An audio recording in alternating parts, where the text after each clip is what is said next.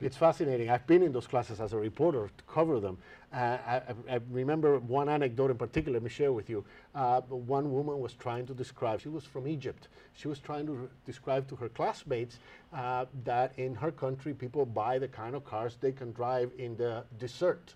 Mm-hmm. In the and desert. she kept the desert. The desert. And everybody else in the class saying, well, the desert is something you can walk on or ride on. The dessert is something you eat. Right. And it went back and forth. It was a very funny incident, but they all learned from the experience. It was fascinating. Very so that happens all the time. That happens in your center. Yes, and because we're teaching English. The primary population is English, Spanish.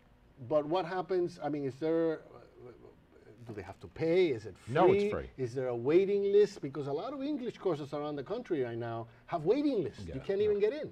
There's no waiting list, and it's free.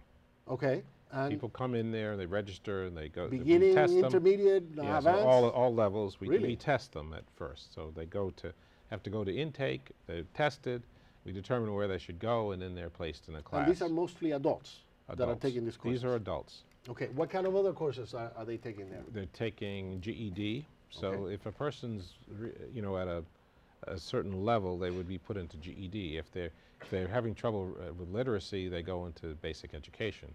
That's where we teach reading and writing. It's very basic.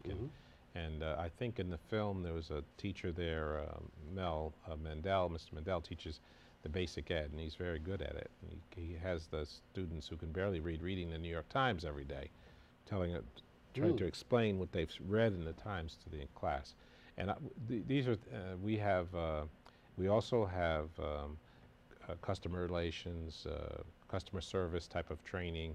This is preparing people for jobs. We help people do resumes and interviewing, and teach them how to look for a job if we think they're job ready, and we find jobs for them and send them for employment and placement. We have a construction program for young men and women. Who are high school dropouts. We combine both construction training and GED. Since you've program been called there, Youth Build. 12 years now, right? Yes. What's your biggest accomplishment? What's the thing that you really feel proud that you yourself were able to push through? Well, I think building the SoBro Center, because we were, when I came, SoBro was in a very small office. It was crowded. And then we had 5 different locations up and down 149th Street. We were scattered all over the place. And we had adult training in one building and youth center in another building, and then we rented another building where we did another program. And I had said, I looked at the strategic plan, and for about 10 years before I got there, they said they wanted to build a SoBro Center. So I said, okay, we're going to build a SoBro Center. We raised money and we built a center. It's the building that you show in the film, 30,000 square feet. And it was done. How long has it been? It's been 5 years now since that was finished. And that was what I consider one of my major accomplishments since I've been there. The other thing that I'm proud of is that we built over 500, it's about 600 units of housing, substantial rehabilitated or new construction, and before that SoBro had never done housing. So those are 2 things which were new that I brought there. And the third thing I would say is we expanded. We had a very small youth program, maybe 15 students. Now we serve 2,000. We have after-school programs, we have youth services.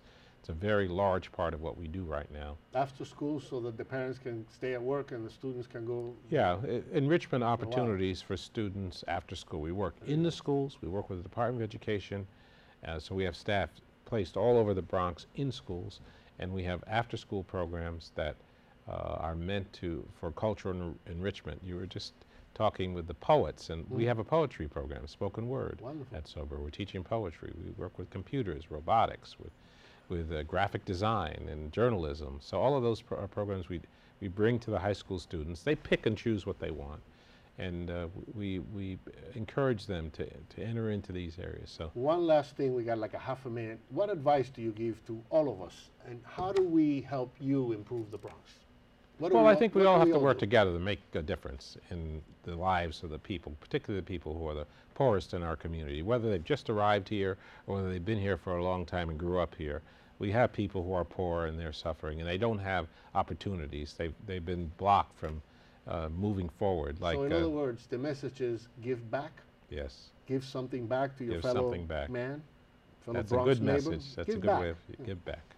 It's a real pleasure having Yeah. you on the program. We wish you all the Nice- luck in the world. nice. Wonderful work that you're I doing. enjoyed being Appreciate here. it. Okay. We'll thank be you. back very, very soon with another edition of the Bronx Journal.